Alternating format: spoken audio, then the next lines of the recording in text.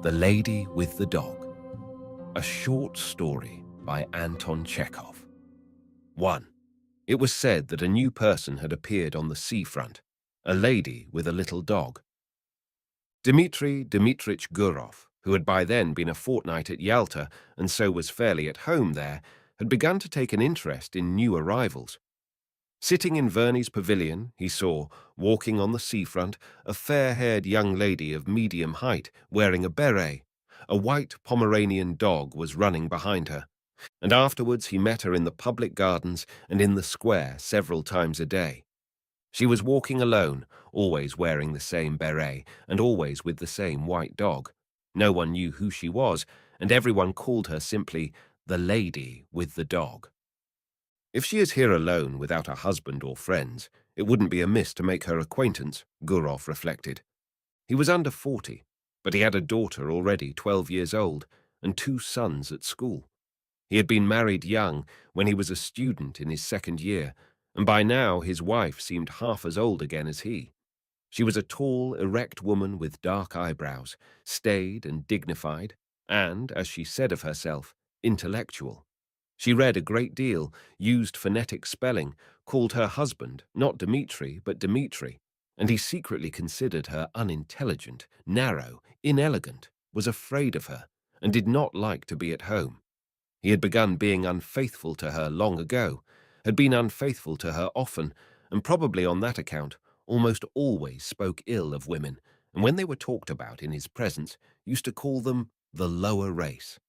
It seemed to him that he had been so schooled by bitter experience that he might call them what he liked, and yet he could not get on for 2 days together without the lower race. In the society of men, he was bored and not himself. With them, he was cold and uncommunicative. But when he was in the company of women, he felt free and knew what to say to them and how to behave, and he was at ease with them even when he was silent.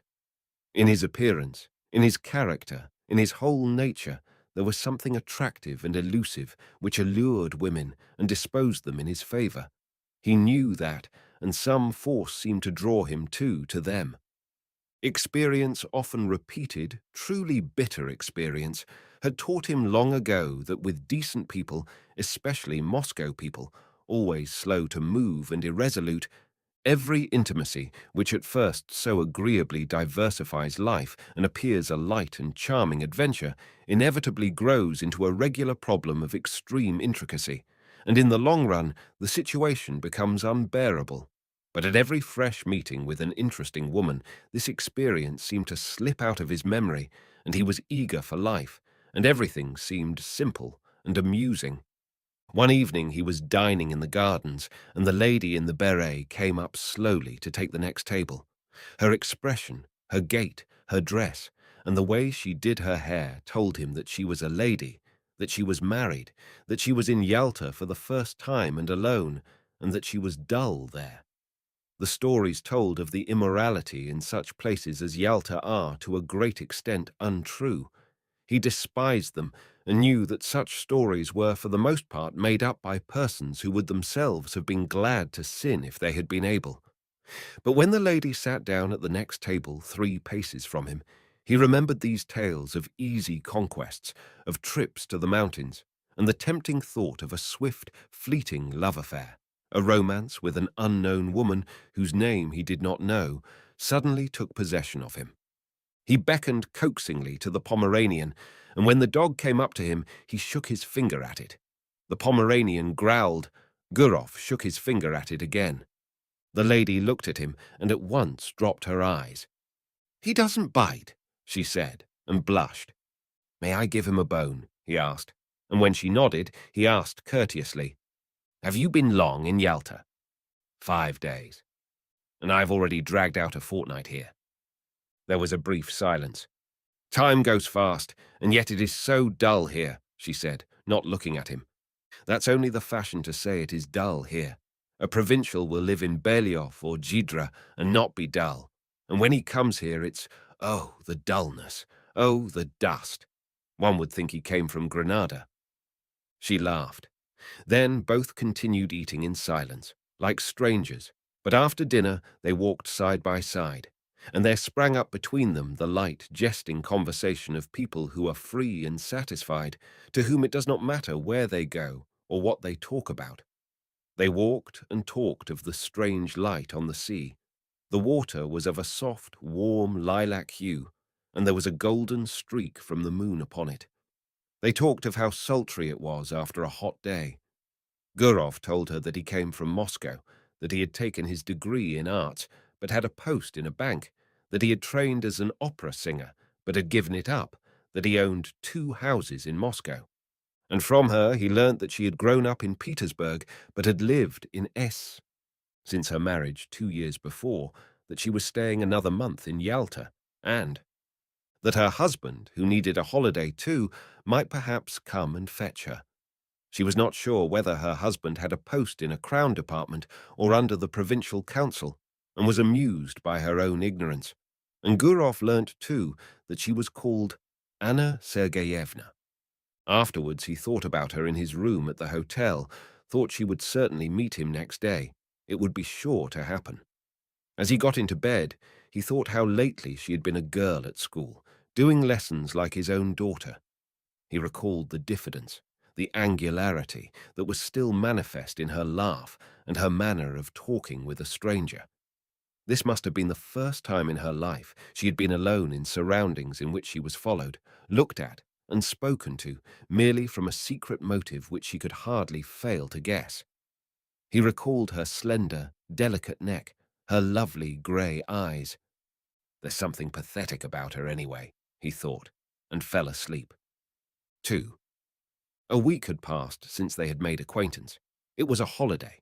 It was sultry indoors, while in the street the wind whirled the dust round and blew people's hats off. It was a thirsty day, and Gurov often went into the pavilion and pressed Anna Sergeyevna to have syrup and water or an ice. One did not know what to do with oneself. In the evening, when the wind had dropped a little, they went out on the groyne to see the steamer come in. There were a great many people walking about the harbour. They had gathered to welcome someone, bringing bouquets. And 2 peculiarities of a well-dressed Yalta crowd were very conspicuous. The elderly ladies were dressed like young ones, and there were great numbers of generals. Owing to the roughness of the sea, the steamer arrived late, after the sun had set, and it was a long time turning about before it reached the groyne. Anna Sergeyevna looked through her lorgnette at the steamer and the passengers as though looking for acquaintances, and when she turned to Gurov, her eyes were shining.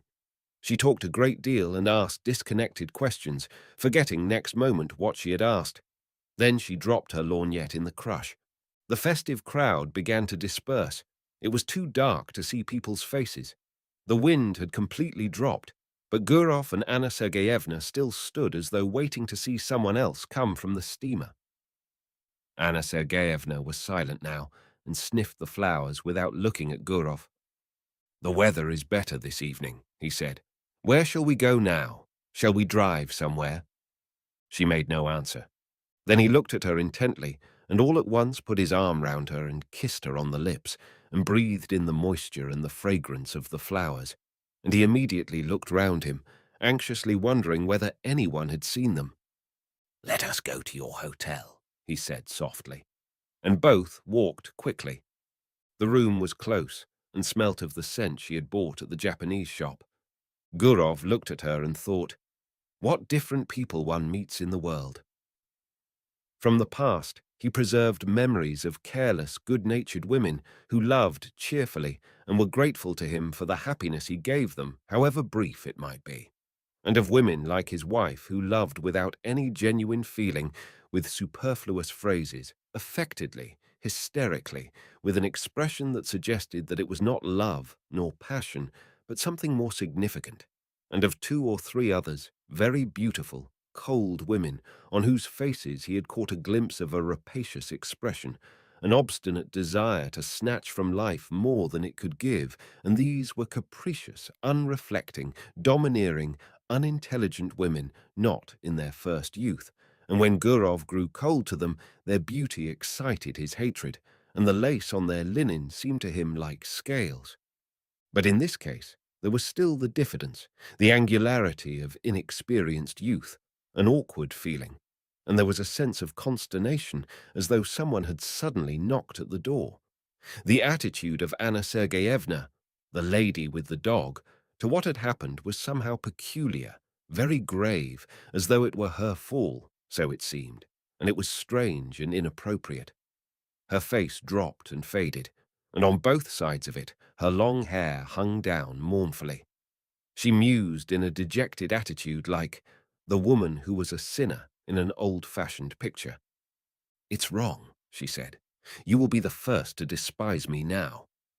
There was a watermelon on the table. Gurov cut himself a slice and began eating it without haste. There followed at least half an hour of silence. Anna Sergeyevna was touching. There was about her the purity of a good, simple woman who had seen little of life. The solitary candle burning on the table threw a faint light on her face, yet it was clear that she was very unhappy. "How could I despise you?" asked Gurov. "You don't know what you are saying." "God, forgive me," she said, and her eyes filled with tears. "It's awful."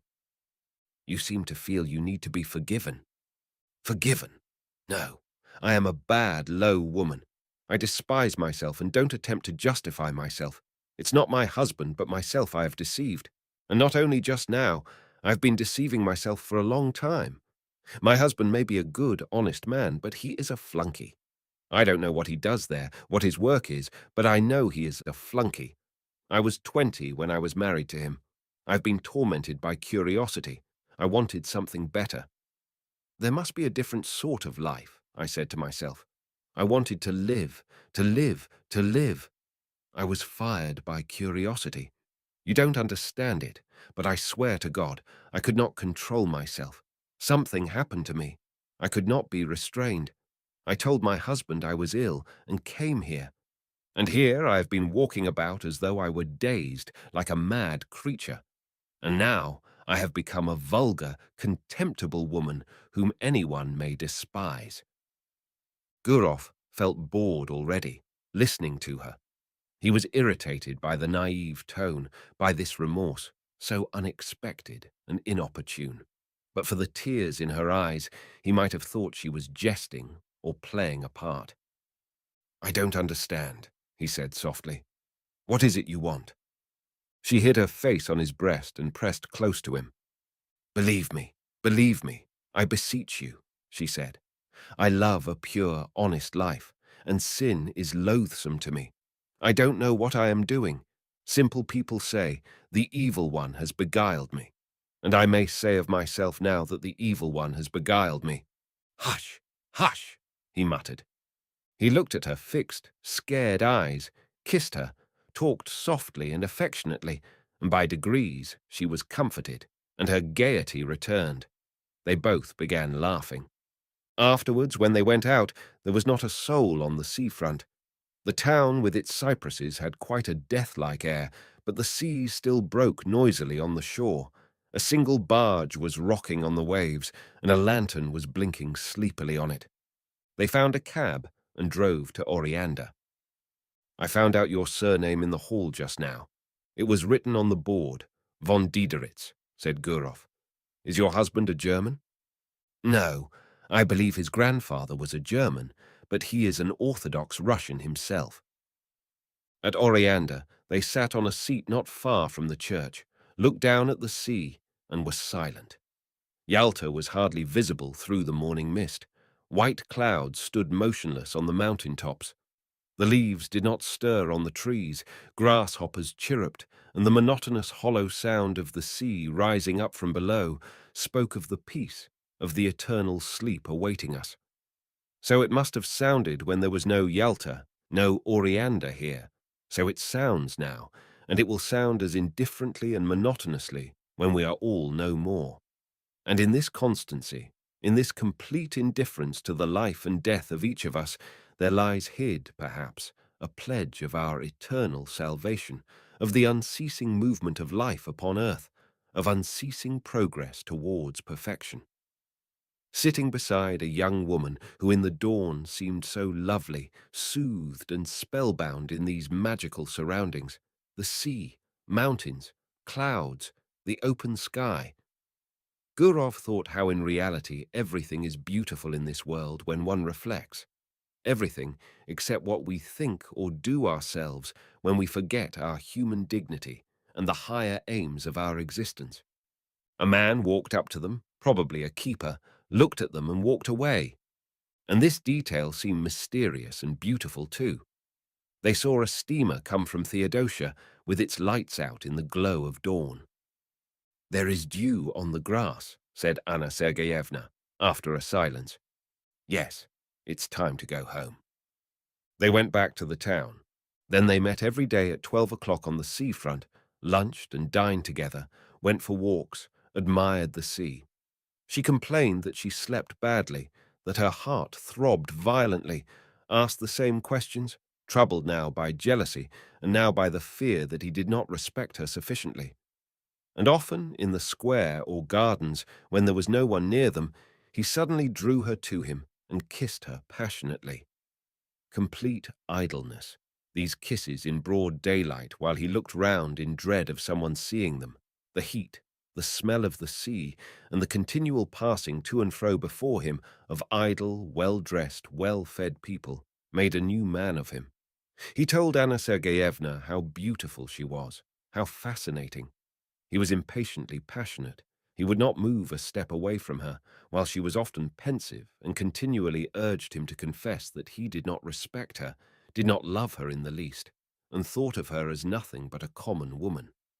Rather late, almost every evening, they drove somewhere out of town, to Oriander or to the waterfall, and the expedition was always a success. The scenery invariably impressed them as grand and beautiful. They were expecting her husband to come, but a letter came from him, saying that there was something wrong with his eyes, and he entreated his wife to come home as quickly as possible. Anna Sergeyevna made haste to go. "It's a good thing I am going away," she said to Gurov. "It's the finger of destiny." She went by coach, and he went with her. They were driving the whole day. When she had got into a compartment of the express, and when the second bell had rung, she said, "Let me look at you once more. Look at you once again. That's right." She did not shed tears, but was so sad that she seemed ill, and her face was quivering. "I shall remember you. Think of you," she said. "God be with you. Be happy. Don't remember evil against me. We are parting forever. It must be so, for we ought never to have met. Well, God be with you."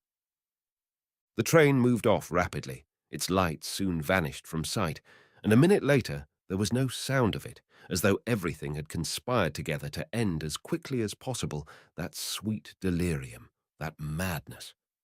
Left alone on the platform, and gazing into the dark distance, Gurov listened to the chirrup of the grasshoppers and the hum of the telegraph wires, feeling as though he had only just waked up. And he thought, musing, that there had been another episode or adventure in his life, and it, too, was at an end, and nothing was left of it but a memory. He was moved, sad, and conscious of a slight remorse. This young woman, whom he would never meet again, had not been happy with him. He was genuinely warm and affectionate with her, but yet in his manner, his tone, and his caresses, there had been a shade of light irony, the coarse condescension of a happy man who was, besides, almost twice her age. All the time she had called him kind, exceptional, lofty. Obviously, he had seemed to her different from what he really was, so he had unintentionally deceived her. Here at the station was already a scent of autumn. It was a cold evening. "It's time for me to go north," thought Gurov as he left the platform. "High time." 3. At home in Moscow, everything was in its winter routine. The stoves were heated, and in the morning it was still dark when the children were having breakfast and getting ready for school, and the nurse would light the lamp for a short time. The frosts had begun already. When the first snow has fallen, on the first day of sledge driving, it is pleasant to see the white earth, the white roofs, to draw soft, delicious breath, and the season brings back the days of one's youth. The old limes and birches, white with hoarfrost, have a good-natured expression. They are nearer to one's heart than cypresses and palms, and near them one doesn't want to be thinking of the sea and the mountains. Gurov was Moscow-born. He arrived in Moscow on a fine, frosty day, and when he put on his fur coat and warm gloves and walked along Petrovka, and when on Saturday evening he heard the ringing of the bells, his recent trip and the places he had seen lost all charm for him. Little by little he became absorbed in Moscow life, greedily read 3 newspapers a day, and declared he did not read the Moscow papers on principle. He already felt a longing to go to restaurants, clubs, dinner parties, anniversary celebrations, and he felt flattered at entertaining distinguished lawyers and artists, and at playing cards with a professor at the doctor's club. He could already eat a whole plateful of saltfish and cabbage. In another month, he fancied, the image of Anna Sergeyevna would be shrouded in a mist in his memory, and only from time to time would visit him in his dreams with a touching smile as others did. But more than a month passed, real winter had come, and everything was still clear in his memory, as though he had parted with Anna Sergeyevna only the day before. And his memories glowed more and more vividly. When in the evening stillness, he heard from his study the voices of his children preparing their lessons, or when he listened to a song or the organ at the restaurant, or the storm howled in the chimney, suddenly everything would rise up in his memory. What had happened on the groin, and the early morning with the mist on the mountains, and the steamer coming from Theodosia, and the kisses. He would pace a long time about his room, remembering it all and smiling. Then his memories passed into dreams, and in his fancy the past was mingled with what was to come. Anna Sergeyevna did not visit him in dreams, but followed him about everywhere like a shadow and haunted him. When he shut his eyes, he saw her as though she were living before him, and she seemed to him lovelier, younger, tenderer than she was, and he imagined himself finer than he had been in Yalta. In the evenings, she peeped out at him from the bookcase, from the fireplace, from the corner. He heard her breathing, the caressing rustle of her dress. In the street, he watched the women, looking for someone like her. He was tormented by an intense desire to confide his memories to someone. But in his home, it was impossible to talk of his love, and he had no one outside. He could not talk to his tenants, nor to anyone at the bank. And what had he to talk of? Had he been in love, then? Had there been anything beautiful, poetical, or edifying, or simply interesting in his relations with Anna Sergeyevna? And there was nothing for him but to talk vaguely of love, of woman, and no one guessed what it meant. Only his wife twitched her black eyebrows and said, "The part of a lady-killer does not suit you at all, Dmitri." One evening, coming out of the doctor's club with an official with whom he had been playing cards, he could not resist saying, "If only you knew what a fascinating woman I made the acquaintance of in Yalta." The official got into his sledge and was driving away, but turned suddenly and shouted, "Dmitri Dmitrich!" "What?" "You were right this evening. The sturgeon was a bit too strong." These words, so ordinary, for some reason moved Gurov to indignation and struck him as degrading and unclean. What savage manners! What people! What senseless nights! What uninteresting, uneventful days! The rage for card-playing, the gluttony, the drunkenness, the continual talk always about the same thing.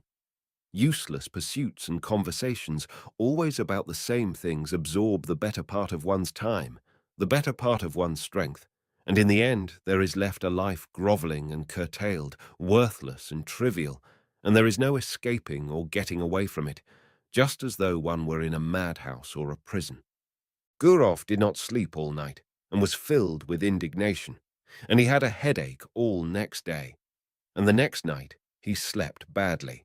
He sat up in bed, thinking, or paced up and down his room.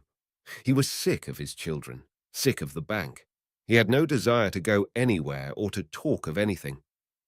In the holidays in December, he prepared for a journey and told his wife he was going to Petersburg to do something in the interests of a young friend, and he set off for Air. What for? He did not very well know himself. He wanted to see Anna Sergeyevna and to talk with her, to arrange a meeting if possible. He reached S. in the morning and took the best room at the hotel, in which the floor was covered with grey army cloth, and on the table was an inkstand, grey with dust and adorned with a figure on horseback, with its hat in its hand and its head broken off. The hotel porter gave him the necessary information. Von Diederich lived in a house of his own in Old Gonchani Street. It was not far from the hotel. He was rich and lived in good style and had his own horses. Everyone in the town knew him. The porter pronounced the name Dridiritz. Gurov went without haste to Old Gonchani Street and found the house. Just opposite the house stretched a long grey fence adorned with nails. One would run away from a fence like that, thought Gurov, looking from the fence to the windows of the house and back again. He considered. Today was a holiday, and the husband would probably be at home. And in any case, it would be tactless to go into the house and upset her. If he were to send her a note, it might fall into her husband's hands, and then it might ruin everything. The best thing was to trust to chance, and he kept walking up and down the street by the fence, waiting for the chance. He saw a beggar go in at the gate, and dogs fly at him. Then an hour later, he heard a piano, and the sounds were faint and indistinct. Probably it was Anna Sergeyevna playing. The front door suddenly opened, and an old woman came out, followed by the familiar white Pomeranian. Gurov was on the point of calling to the dog, but his heart began beating violently, and in his excitement he could not remember the dog's name. He walked up and down and loathed the grey fence more and more, and by now he thought irritably that Anna Sergeyevna had forgotten him and was perhaps already amusing herself with someone else, and that was very natural in a young woman who had nothing to look at from morning till night, but that confounded fence. He went back to his hotel room and sat for a long while on the sofa, not knowing what to do. Then he had dinner and a long nap.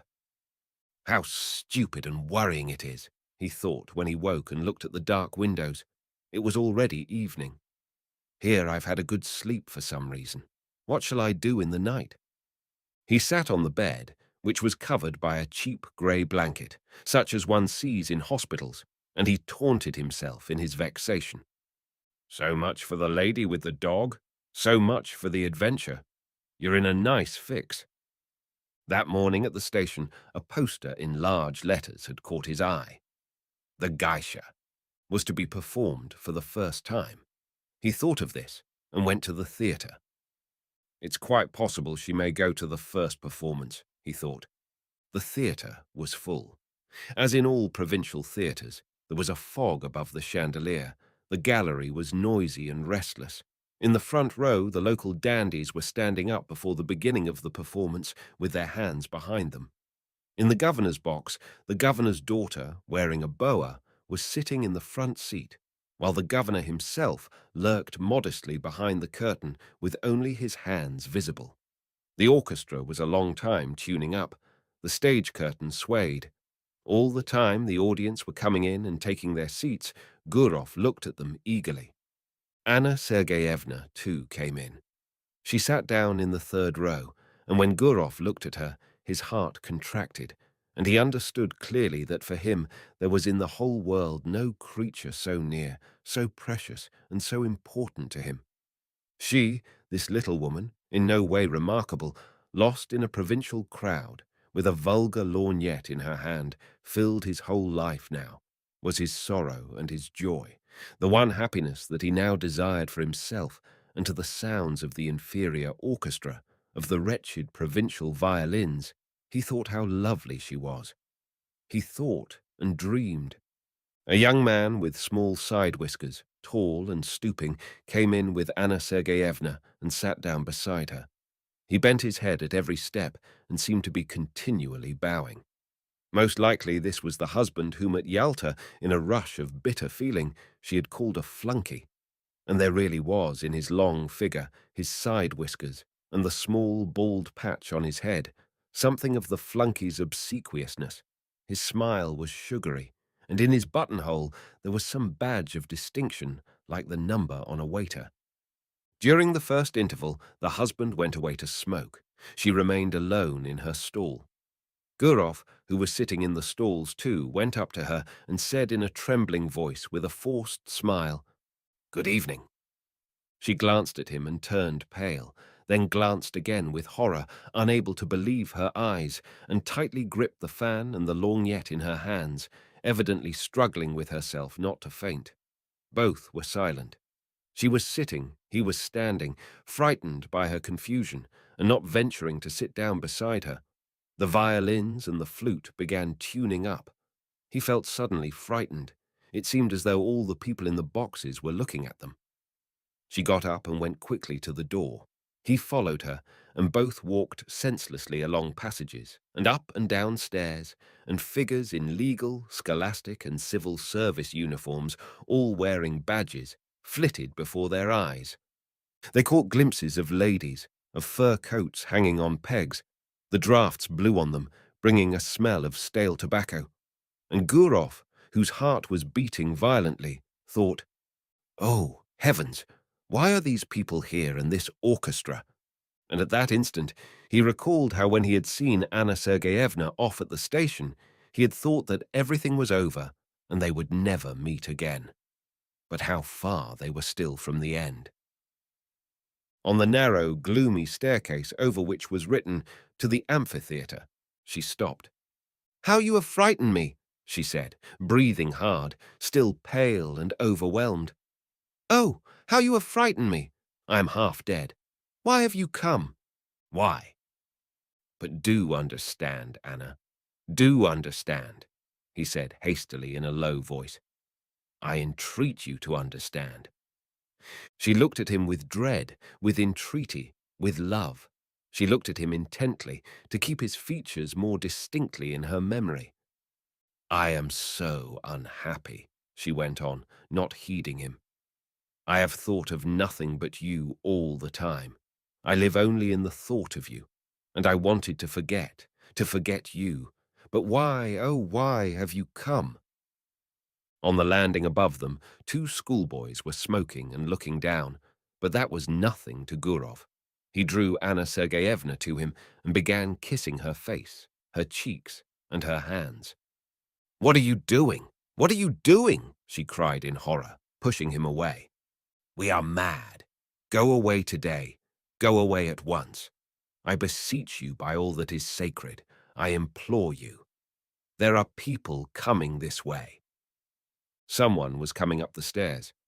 "You must go away," Anna Sergeyevna went on in a whisper. "Do you hear, Dmitri Dmitrich? I will come and see you in Moscow. I have never been happy. I am miserable now, and I never, never shall be happy. Never. Don't make me suffer still more. I swear I'll come to Moscow. But now, let us part. My precious, good, dear one, we must part." She pressed his hand and began rapidly going downstairs, looking round at him, and from her eyes he could see that she really was unhappy. Gurov stood for a little while, listened. Then, when all sound had died away, he found his coat and left the theatre. 4. And Anna Sergeyevna began coming to see him in Moscow. Once in 2 or 3 months she left S, telling her husband that she was going to consult a doctor about an internal complaint, and her husband believed her and did not believe her. In Moscow, she stayed at the Slaviansky Bazaar Hotel, and at once sent a man in a red cap to Gurov. Gurov went to see her, and no one in Moscow knew of it. Once he was going to see her in this way on a winter morning, the messenger had come the evening before when he was out. With him walked his daughter, whom he wanted to take to school. It was on the way. Snow was falling in big, wet flakes. "It's 3 degrees above freezing point, and yet it is snowing," said Gurov to his daughter. "The thaw is only on the surface of the earth. There is quite a different temperature at a greater height in the atmosphere." "And why are there no thunderstorms in the winter, father?" He explained that, too.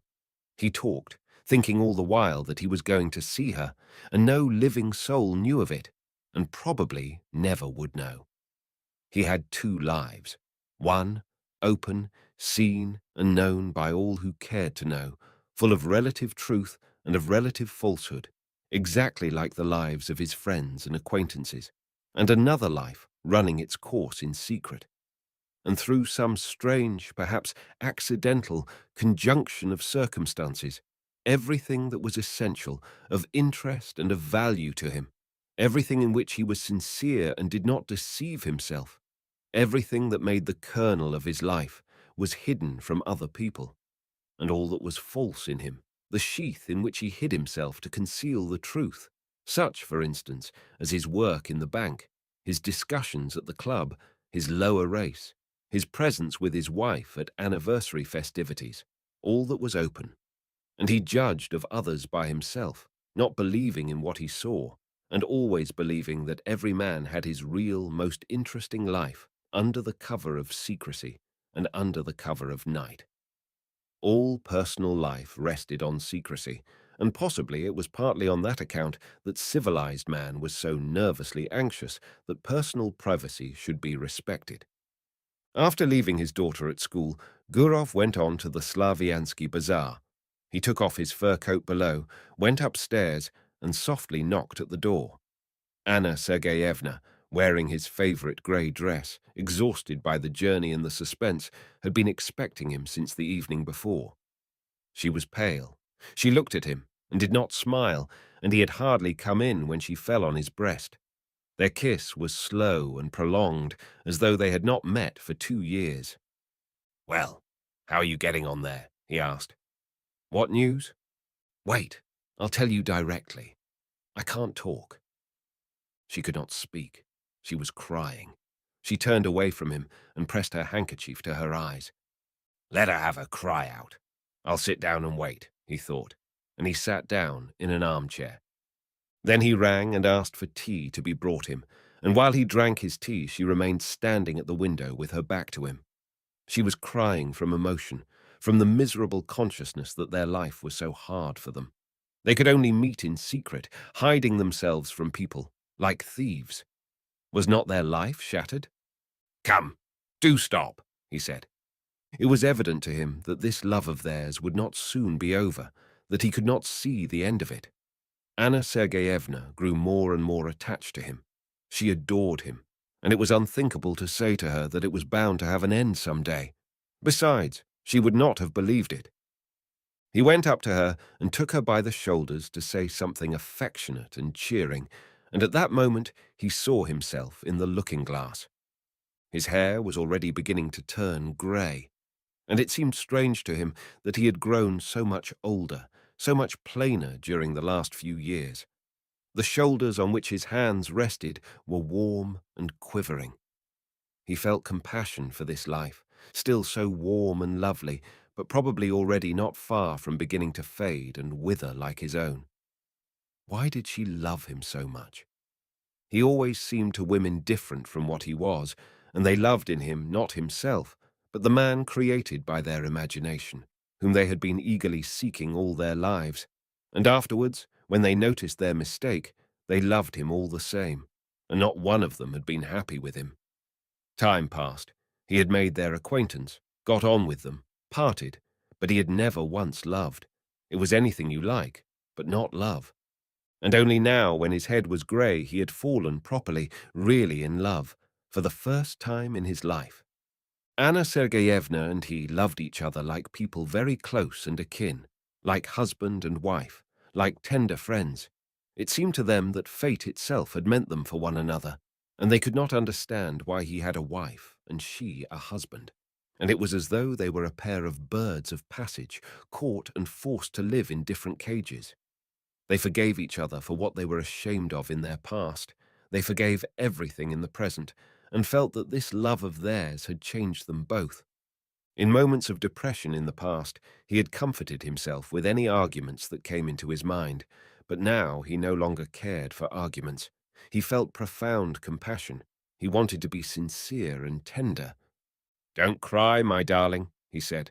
"You've had your cry. That's enough. Let us talk now. Let us think of some plan." Then they spent a long while taking counsel together, talked of how to avoid the necessity for secrecy, for deception, for living in different towns and not seeing each other for long at a time. How could they be free from this intolerable bondage? "How? How?" he asked, clutching his head. "How?" and it seemed as though in a little while the solution would be found, and then a new and splendid life would begin. And it was clear to both of them that they had still a long, long road before them, and that the most complicated and difficult part of it was only just beginning.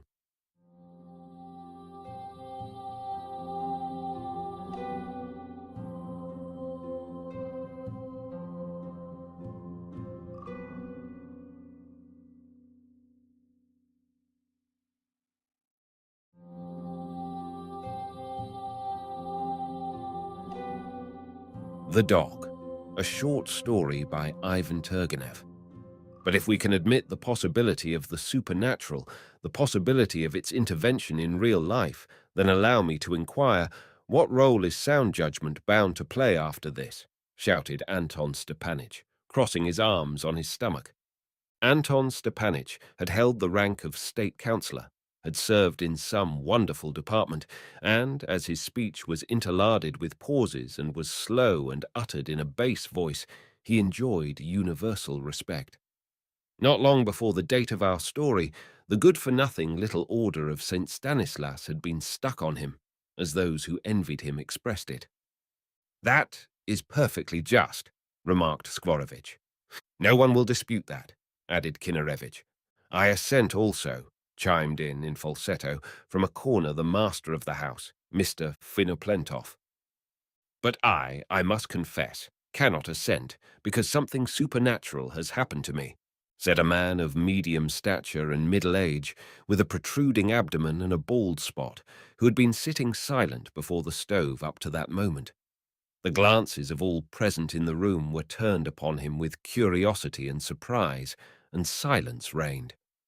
This man was a landed proprietor of Kaluga, not wealthy, who had recently come to Petersburg. He had once served in the hussars, had gambled away his property, resigned from the service, and settled down in the country. The recent agricultural changes had cut off his revenues, and he had betaken himself to the capital in search of a snug little position.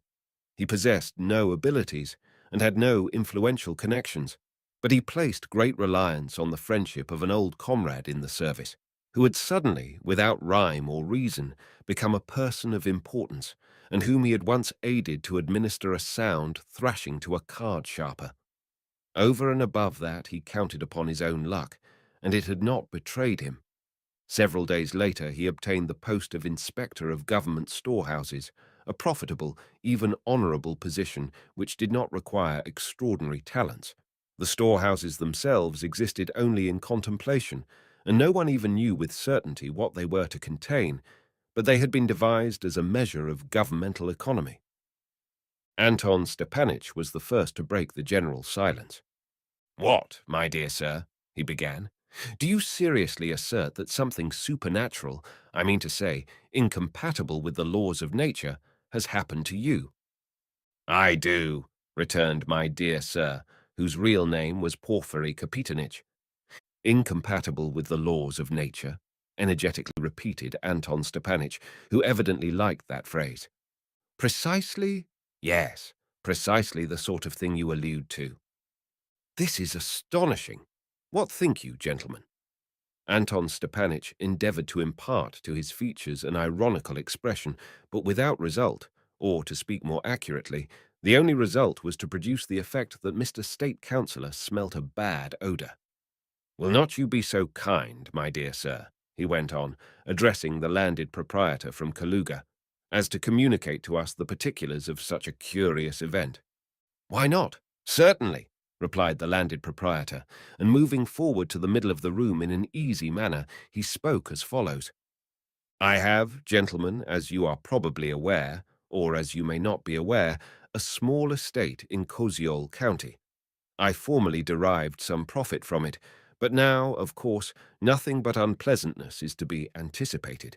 However, let us put politics aside. Well, sir, on that same estate I have a wee little manor, a vegetable garden, as is proper, a tiny pond with little carp, and some sort of buildings. Well, and a small wing for my own sinful body. I am a bachelor. So, sir, one day, about 6 years ago, I had returned home rather late. I'd been playing cards at a neighbour's house. But I beg you to observe, I was not tipsy, as the expression goes. I undressed, got into bed, and blew out the light. And just imagine, gentlemen, no sooner had I blown out the light than something began to rummage under my bed. Is it a rat? I thought. No, it was not a rat. It clawed and fidgeted and scratched itself. At last, it began to flap its ears. It was a dog, that was clear. But where had the dog come from? I keep none myself. Can some stray animal have run in? I thought.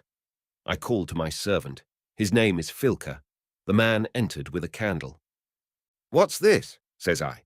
"My good Filka, how lax thou art! A dog has intruded himself under my bed." "What dog?" says he. "How should I know?" says I. "That's thy affair, not to allow thy master to be disturbed." My Filka bent down and began to pass the candle about under the bed. "Why?" says he. "There's no dog here." I bent down also. In fact, there was no dog.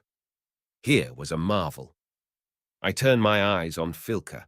He was smiling. "Fool," said I to him, "what art thou grinning about? When thou didst open the door, the dog probably took and sneaked out into the anteroom. But thou, gaper, didst notice nothing, because thou art eternally asleep. Can it be that thou thinkest I am drunk?" He attempted to reply, but I drove him out, curled myself up in a ring, and heard nothing more that night. But on the following night, just imagine, the same thing was repeated. No sooner had I blown out the light than it began to claw and flap its ears. Again I summoned Filka. Again he looked under the bed. Again nothing. I sent him away, blew out the light. Phew, damn it. There was the dog still, and a dog it certainly was. I could hear it breathing and rummaging in its hair with its teeth in search of fleas so plainly. "Filka," says I, "come hither without a light." He entered. "Well now," says I, "dost thou hear?" "I do," said he. I could not see him, but I felt that the fellow was quailing. "What dost thou make of it?" said I. "What dost thou command me to make of it, Porphyry Kapitonich? 'Tis an instigation of the evil one." "Thou art a lewd fellow.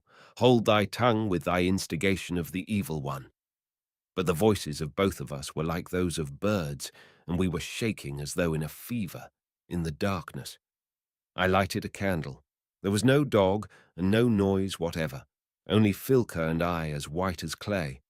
And I must inform you, gentlemen, you can believe me or not, but from that night forth for the space of 6 weeks the same thing went on. At last I even got accustomed to it, and took to extinguishing my light, because I cannot sleep with a light. Let him fidget, I thought. It doesn't harm me. But I see that you do not belong to the cowardly squad, interrupted Anton Stepanich with a half-scornful, half-condescending laugh. The hussar is immediately perceptible. "I should not be frightened at you in any case," said Porphyry Kapitonich, and for a moment he really did look like a hussar. "But listen further.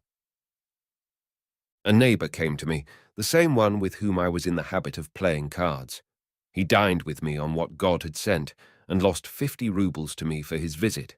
Night was drawing on. It was time for him to go. But I had calculations of my own. "Stop and spend the night with me, Vasily Vassilitch. Tomorrow thou wilt win it back, God willing." My Vasily Vassilitch pondered and stayed. I ordered a bed to be placed for him in my own chamber.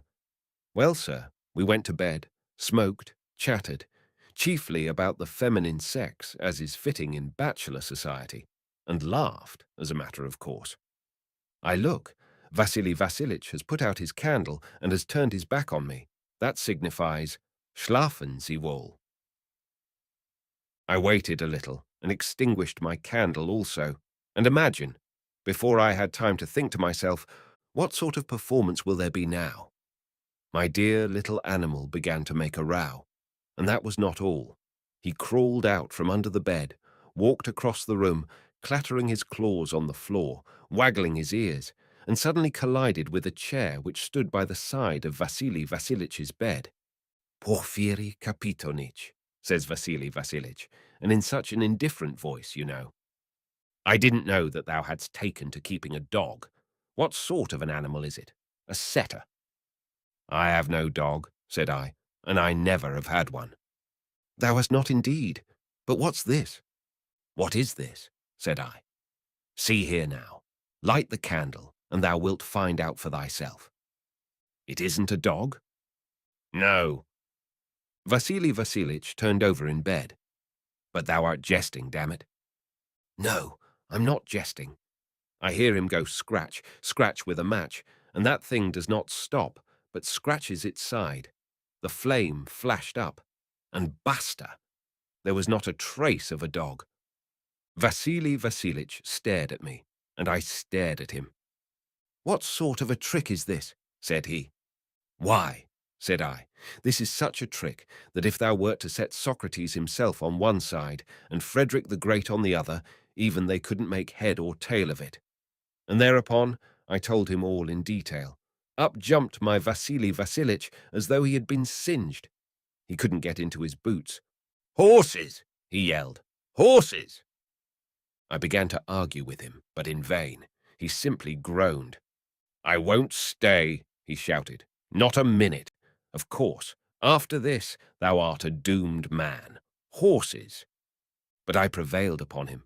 Only his bed was dragged out into another room, and night lights were lighted everywhere. In the morning, at tea, he recovered his dignity. He began to give me advice. Thou shouldst try absenting thyself from the house for several days, Porfiri Kapitonich. He said, perhaps that vile thing would leave thee. But I must tell you that he, that neighbor of mine, had a capacious mind. He worked his mother-in-law so famously, among other things, he palmed off a note of hand on her, which signifies that he chose the most vulnerable moment. She became like silk. She gave him a power of attorney over all her property. What more would you have? But that was a great affair, to twist his mother-in-law round his finger, wasn't it, hey? Judge for yourselves. But he went away from me somewhat discontented. I had punished him to the extent of another 100 roubles. He even swore at me. Thou art ungrateful, he said. Thou hast no feeling. But how was I to blame for that? Well, this is in parenthesis, but I took his suggestion under consideration. That same day I drove off to town and established myself in an inn with an acquaintance, an old man of the old ritualist sect.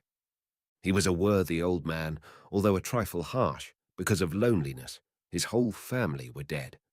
Only he did not favour tobacco at all, and felt a great loathing for dogs. I believe, for example, that rather than admit a dog into the room, he would have rent himself in twain. For how is it possible, he said. There in my room, on the wall, the sovereign lady herself deigns to dwell, and shall a filthy dog thrust his accursed snout in there? That was ignorance, of course. However, this is my opinion. If any man has been vouchsafed wisdom, let him hold to it. But you are a great philosopher, I see, interrupted Anton Stepanich again, with the same laugh as before. This time, Porfiri Kapitonich even scowled. What sort of a philosopher I am no one knows, he said, as his moustache twitched in a surly manner, but I would gladly take you as a pupil. We all fairly bored our eyes into Anton Stepanich. Each one of us expected an arrogant retort, or at least a lightning glance. But Mr. State Councillor altered his smile from scorn to indifference, then yawned, dangled his foot, and that was all. So then I settled down at that old man's house. He assigned me a room for acquaintance's sake, not of the best. He himself lodged there also, behind a partition, and that was all I required. But what tortures I did undergo! The chamber was small, it was hot, stifling, and there were flies and such sticky ones. In the corner was a remarkably large case for images, with ancient, holy pictures. Their garments were dim and puffed out. The air was fairly infected with olive oil and some sort of a spice in addition. On the bedstead were 2 down beds. If you moved a pillow, out ran a cockroach from beneath it. I drank an incredible amount of tea, out of sheer tedium. It was simply horrible. I got into bed. It was impossible to sleep. And on the other side of the partition, my host was sighing and grunting and reciting his prayers. I heard him begin to snore, and very lightly and courteously, in old-fashioned style. I had long since extinguished my candle. Only the shrine lamp was twinkling in front of the holy pictures, a hindrance, of course. So I took and rose up softly in my bare feet. I reached up to the lamp and blew it out. Nothing happened. Aha, I thought. This means that he won't make a fuss in the house of strangers. But no sooner had I lain down on the bed than the row began again. The thing clawed and scratched himself and flapped his ears. Well, just as I wanted him to. Good. I lay there and waited to see what would happen. I heard the old man wake up. "Master," said he. "Hey there, master." "What's wanted?" said I. "Was it thou who didst put out the shrine lamp?" And without awaiting my reply, he suddenly began to mumble. "What's that? What's that? A dog? A dog? Ach, thou damned Niconian." "Wait a bit, old man," said I, "before thou cursest, but it would be better for thee to come hither thyself. Things deserving of wonder are going on here," said I. The old man fussed about behind the partition and entered my room with a candle, a slender one of yellow wax, and I was amazed as I looked at him. He was all bristling, with shaggy ears and vicious eyes like those of a polecat. On his head was a small skull-cap of white felt. His beard reached to his girdle and was white also, and he had on a waistcoat with brass buttons over his shirt and fur boots on his feet, and he disseminated an odour of juniper.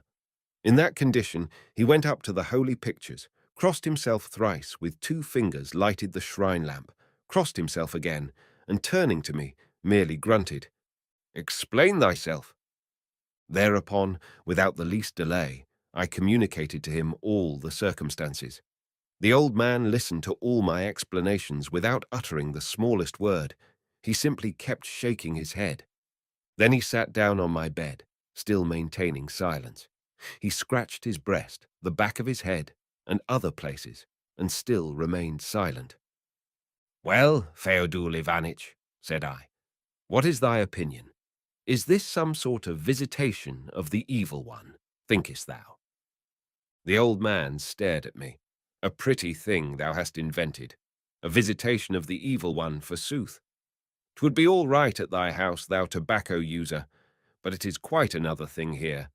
Only consider how many holy things there are here, and thou must needs have a visitation of the devil. And if it isn't that, what is it?" The old man relapsed into silence, scratched himself again, and at last he said, but in a dull sort of way, because his moustache kept crawling into his mouth, "Go thou to the town of Byalev. There is only one man who can help thee, and that man dwells in Byalev. He is one of our people. If he takes a fancy to help thee, that's thy good luck. If he doesn't take a fancy, so it must remain." "But how am I to find him?" said I. "We can give thee directions," said he. "Only why dost thou call this a visitation of the devil? 'Tis a vision or a sign, but thou wilt not be able to comprehend it. 'Tis not within thy flight. And now lie down and sleep under Christ's protection, dear little father. I will fumigate with incense, and in the morning we will take counsel together. The morning is wiser than the evening, thou knowest." Well, sir, and we did take counsel together in the morning, only I came near choking to death with that same incense. And the old man instructed me after this wise, that when I had reached Byalev, I was to go to the public square, and in the second shop on the right inquire for a certain Prokhorich, and having found Prokhorich, I was to hand him a document, and the whole document consisted of a scrap of paper on which was written the following: "In the name of the Father, and of the Son, and of the Holy Spirit, Amen. To Sergei Prokhorich Pervushin, trust this man, Fyoduli Ivanovitch." And below, "Send some cabbages, for God's sake." I thanked the old man, and without further ado ordered my tarantas to be harnessed and set off for Byalev. For I argued in this way, admitting that my nocturnal visitor did not cause me much grief.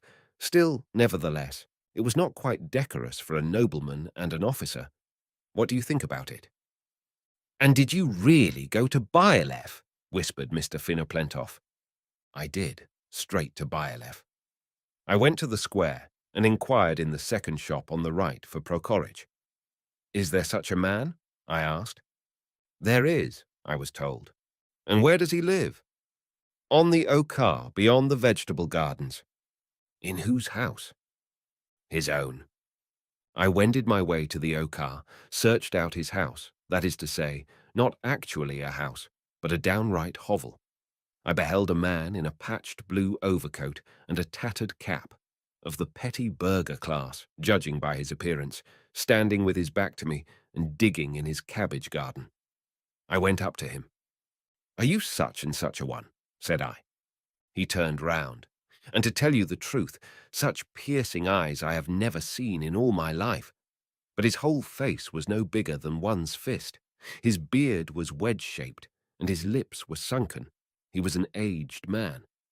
I am he said. What do you want? Why, here, said I. This is what I want. And I placed the document in his hand. He gazed at me very intently and said, Please come into the house. I cannot read without my spectacles. Well, sir, he and I went into his kennel, actually a regular kennel, poor, bare, crooked. It barely held together.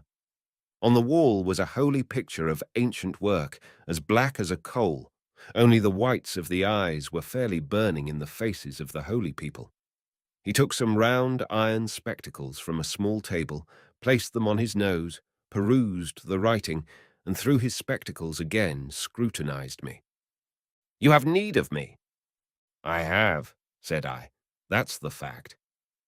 Well, said he, if you have, then make your statement, and I will listen. And just imagine. He sat down, and pulling a checked handkerchief from his pocket, he spread it out on his knees, and the handkerchief was full of holes, and gazed at me as solemnly as though he had been a senator or some minister or other, and did not ask me to sit down.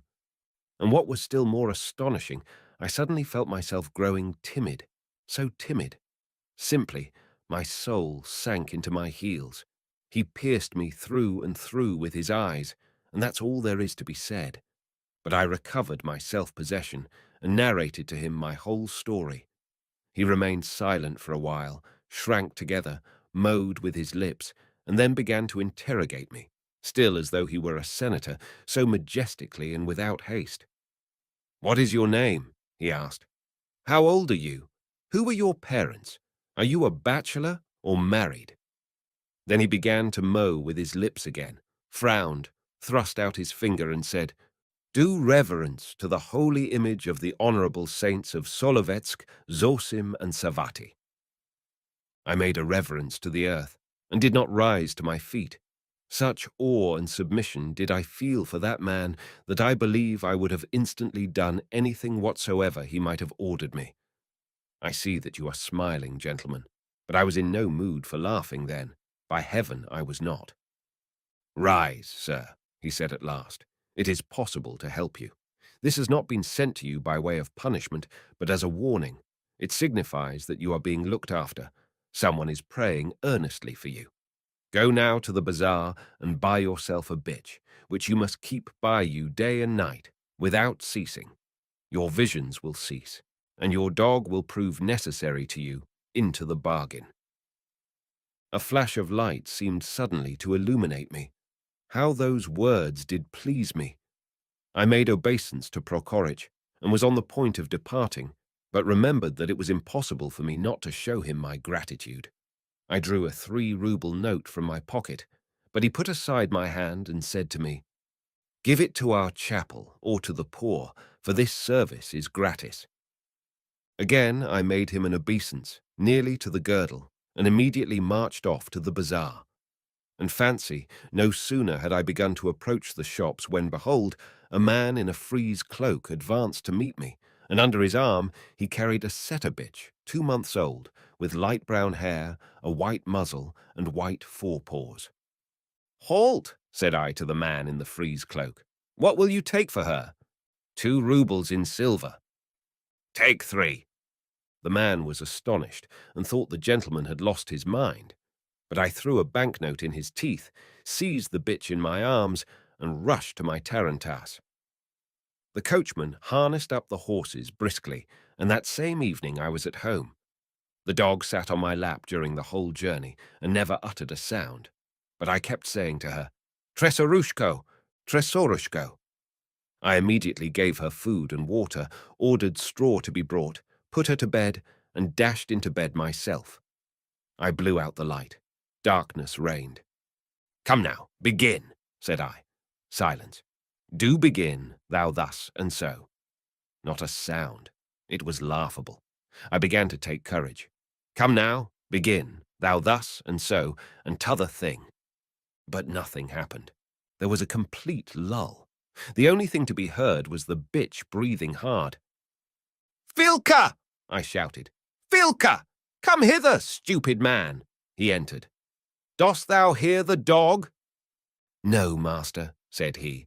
I don't hear anything, and began to laugh. And thou wilt not hear it again forever. Here's half a rouble for thee for vodka. Please let me kiss your hand, said the fool, and crawled to me in the dark. My joy was great, I can tell you. And was that the end of it all? Asked Anton Stepanich, no longer ironically. The visions did cease, it is true, and there were no disturbances of any sort. But wait, that was not the end of the whole matter. My Tresorushko began to grow and turned out a cunning rogue. Thick-tailed, heavy, flop-eared, with drooping dewlaps, she was a regular take-advance, a thoroughgoing good setter. And moreover, she became greatly attached to me. Hunting is bad in our parts. Well, but as I had set up a dog, I had to supply myself with a gun also. I began to roam about the surrounding country with my tresor. Sometimes I would knock over a hare. My heavens, how she did course those hares, and sometimes a quail or a duck. But the chief point was that Tresor never strayed a step away from me. Wherever I went, there she went also. I even took her to the bath with me, truly. One of our young gentlewomen undertook to eject me from her drawing-room on account of Tresor, but I raised such a row that I smashed some of her window panes. Well, sir, one day, it happened in summer, and I must tell you that there was such a drought that no one could recall its like. The air was full of something which was neither smoke nor fog. There was an odour of burning and mist, and the sun was like a red-hot cannonball, and the dust was such that one could not leave off sneezing. People went about with their mouths gaping open, just like crows. It bored me to sit at home constantly in complete undress, behind closed shutters, and by the way, the heat was beginning to moderate.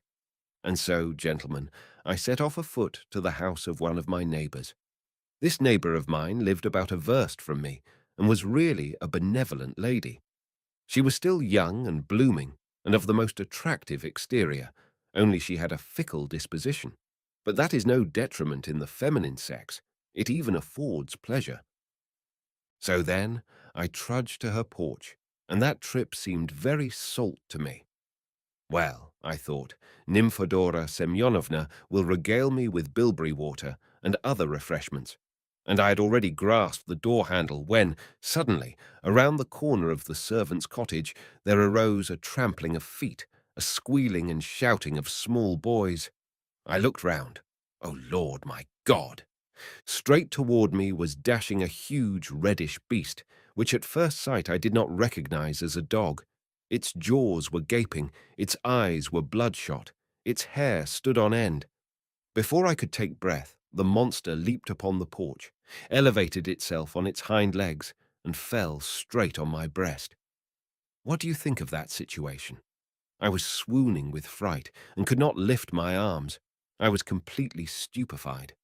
All I could see were the white tusks right at the end of my nose, the red tongue all swathed in foam. But at that moment, another dark body soared through the air in front of me like a ball. It was my darling Tresor coming to my rescue, and she went at that beast's throat like a leech. The beast rattled hoarsely in the throat, gnashed its teeth, staggered back. With one jerk, I tore open the door and found myself in the anteroom. I stood there, beside myself with terror, threw my whole body against the lock, and listened to a desperate battle which was in progress on the porch. I began to shout, to call for help. Everyone in the house took alarm. Nymphadora Semyonovna ran up with hair unbraided. Voices clamoured in the courtyard, and suddenly there came a cry. "Hold him! Hold him! Lock the gate!" I opened the door, just a crack, and looked. The monster was no longer on the porch. People were rushing in disorder about the courtyard, flourishing their arms, picking up billets of wood from the ground, just as though they had gone mad. "To the village! It has run to the village!" shrieked shrilly a peasant woman in a pointed coronet headdress of unusual dimensions, thrusting her head through a garret window. I emerged from the house. "Where is Tresor?" said I, and at that moment I caught sight of my saviour. She was walking away from the gate, limping, all bitten and covered with blood. "But what was it after all?" I asked the people as they went circling round the courtyard like crazy folk. "A mad dog," they answered me, "belonging to the Count. It has been roving about here since yesterday." We had a neighbour, a Count. He had introduced some very dreadful dogs from overseas. My knees gave way beneath me. I hastened to the mirror and looked to see whether I had been bitten. No, God be thanked. Nothing was visible, only naturally my face was all green. But Nymphadora Semyonovna was lying on the couch and clucking like a hen. And that was easily to be understood. In the first place, nerves. In the second place, sensibility. But she came to herself and asked me in a very languid way, was I alive? I told her that I was, and that Tresor was my saviour. "Ah," said she, "what nobility! And I suppose the mad dog smothered her." "No," said I, "it did not smother her, but it wounded her seriously." "Ah," said she, "in that case she must be shot this very moment." "Nothing of the sort," said I. "I won't agree to that. I shall try to cure her." In the meanwhile, Tresor began to scratch at the door. I started to open it for her. "Ah!" cried she. "What are you doing? Why, she will bite us all dreadfully." "Pardon me," said I. "The poison does not take effect so soon." "Ah," said she. "How is that possible? Why, you have gone out of your mind." "Nymphochka," said I, "calm thyself. Listen to reason." But all at once she began to scream. "Go away! Go away this instant with your disgusting dog." "I will go," said I. "Instantly," said she. "This very second. Take thyself off, brigand," said she, "and don't dare ever to show yourself in my sight again. Thou mightest go mad thyself." "Very good, ma'am," said I. "Only give me an equipage, for I am afraid to go home on foot now." She riveted her eyes on me. Give him a calash, a carriage, a droshky, whatever he wants, anything, for the sake of getting rid of him as quickly as possible. Ah, what eyes! AKH, what eyes he has!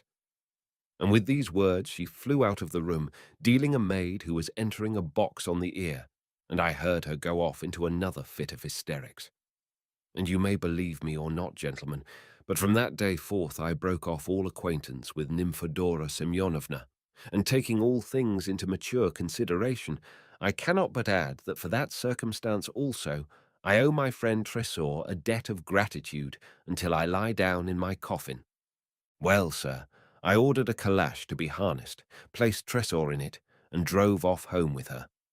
At home, I looked her over, washed her wounds, and thought to myself, I'll take her tomorrow, as soon as it is light, to the wizard in Ephrem County. Now this wizard was an old peasant, a wonderful man. He would whisper over water, but others say that he emitted serpent's venom on it, and give it to you to drink, and your malady would instantly disappear. By the way, I thought, I'll get myself bled in Ephemovo. 'Tis a good remedy for terror, only, of course, not from the arm, but from the bleeding vein. "But where is that place? The bleeding vein?" inquired Finoplentov with bashful curiosity.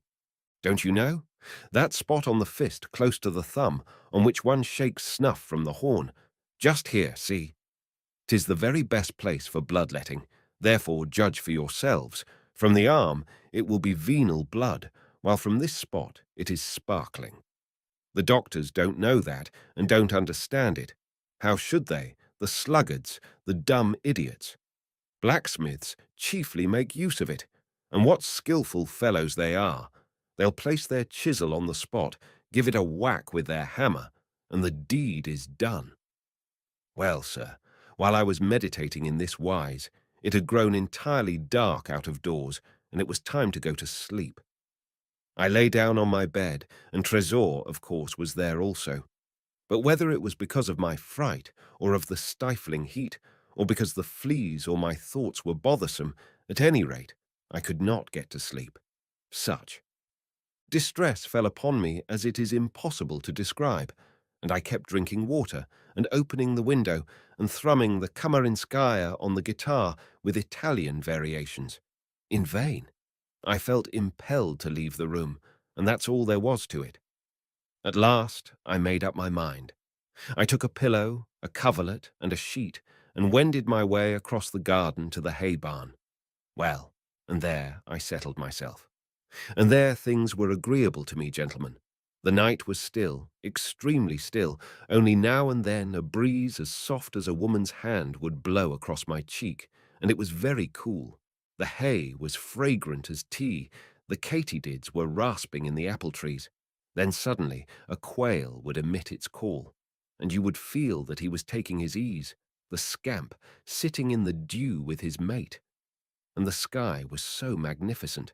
The stars were twinkling, and sometimes a little cloud, as white as wadding, would float past, and even it would hardly stir. At this point in the narrative, Skvorovitch sneezed. Kinnarevich, who never lagged behind his comrade in anything, sneezed also. Anton Stepanich cast a glance of approbation at both.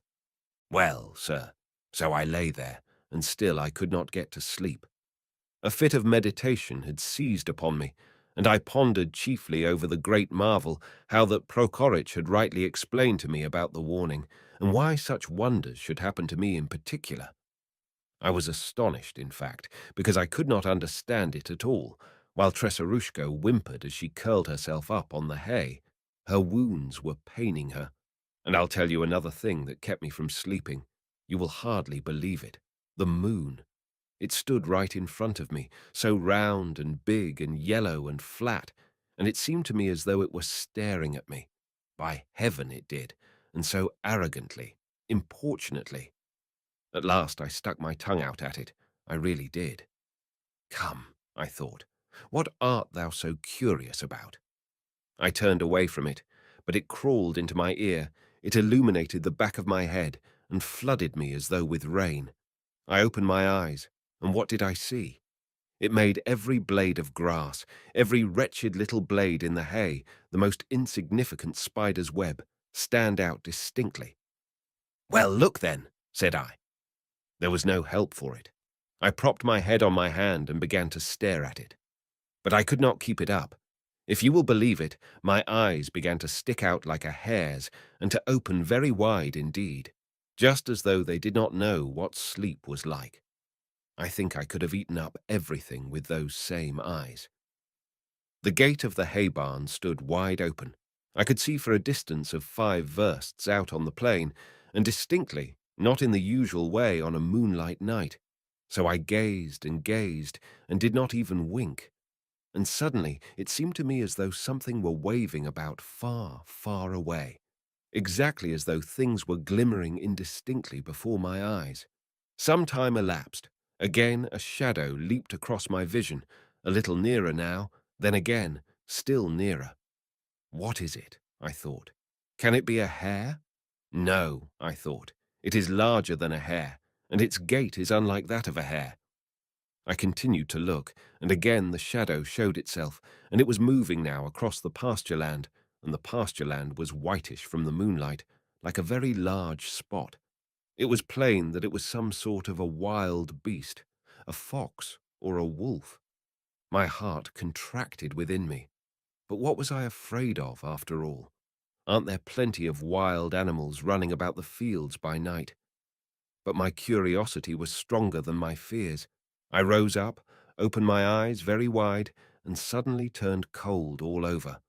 I fairly froze rigid on the spot, as though I had been buried in ice up to my ears. And why? The Lord only knows. And I saw the shadow growing bigger and bigger, which meant that it was making straight for the hay barn. And then it became apparent to me that it really was a large, big-headed wild beast. It dashed onward like a whirlwind, like a bullet. Good heavens! What was it? Suddenly it stopped short, as though it scented something. Why, it was the mad dog I had encountered that day. "'Twas he! 'Twas he! Oh, Lord!" And I could not stir a finger. I could not shout. It ran to the gate, glared about with its eyes, emitted a howl, and dashed straight for me on the hay. But out of the hay, like a lion, sprang my Tresor, and then the struggle began. The two clinched jaw to jaw and rolled over the ground in a ball. What took place further, I do not remember. All I do remember is that I flew head over heels across them, just as I was, into the garden, into the house, and into my own bedroom. I almost dived under the bed. There's no use in concealing the fact. And what leaps, what bounds I made in the garden. You would have taken me for the leading ballerina who dances before the Emperor Napoleon on the day of his angel, and even she couldn't have overtaken me. But when I had recovered myself a little, I immediately routed out the entire household. I ordered them all to arm themselves, and I myself took a sword and a revolver. I must confess that I had purchased that revolver after the emancipation, in case of need, you know, only I had hit upon such a beast of a peddler that out of 3 charges 2 inevitably missed fire. Well, sir, I took all this, and in this guise we sallied forth, in a regular horde, with staves and lanterns, and directed our footsteps toward the hay barn. We reached it and called. Nothing was to be heard. We entered the barn at last, and what did we see? My poor Tresarushko lay dead, with her throat slit, and that accursed beast had vanished without leaving a trace. Then, gentlemen, I began to bleat like a calf, and I will say it without shame. I fell down on the body of my twofold rescuer, so to speak, and kissed her head for a long time. And there I remained in that attitude until my old housekeeper, Praskovya, brought me to my senses. She also had run out at the uproar. "Why do you grieve so over the dog, Porfiry Stepanich?" said she. "You will surely catch cold, which God forbid." I was very lightly clad. "And if that dog lost her life in saving you, she ought to reckon it as a great favor." Although I did not agree with Praskovya, I went back to the house, and the mad dog was shot on the following day by a soldier from the garrison, and it must have been that was the end appointed by fate to the dog, for the soldier fired a gun for the first time in his life, although he had a medal for service in the year 12. So that is the supernatural occurrence which happened to me. The narrator ceased speaking and began to fill his pipe, but we all exchanged glances of surprise. "But perhaps you lead a very upright life," began Mr. Finoplentov, "and so, by way of reward—" But at that word he faltered, for he saw that Porfiry Kapitonich's cheeks were beginning to swell out and turn red, and his eyes, too, were beginning to pucker up. Evidently the man was on the point of breaking out. "But admitting the possibility of the supernatural, the possibility of its interference in everyday life, so to speak," began Anton Stepanich, "then what role after this must sound sense play?" None of us found any answer, and as before we remained perplexed.